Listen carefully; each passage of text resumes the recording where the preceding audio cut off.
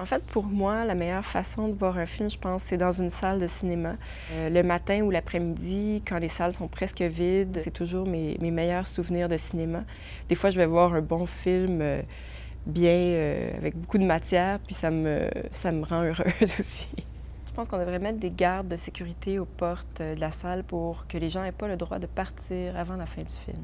Ouais, j'ai vu des gens partir pendant mon film et ça fait mal. Je pense que ce que j'ai appris avec ce premier film-là, ça a été une découverte. En fait, je m'en attendais, mais c'est qu'on ne peut pas plaire à tout le monde.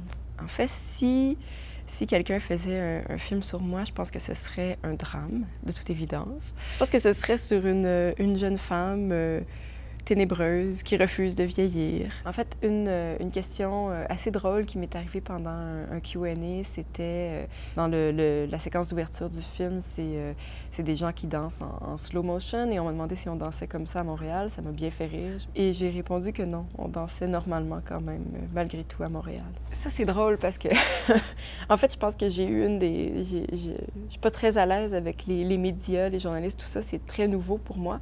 Puis à un moment donné, en Allemagne, dans un festival, je faisais une longue entrevue pour une revue. Puis les questions étaient quand même étranges. Et à la fin, ça tournait beaucoup autour du sexe aussi. Qu'est-ce que c'est du bon sexe pour toi? Oui, donc à la fin de cette entrevue, j'avais réalisé qu'il s'agissait d'un magazine de divertissement masculin. Et ils m'ont demandé des photos pour faire une séance de photos et j'ai refusé.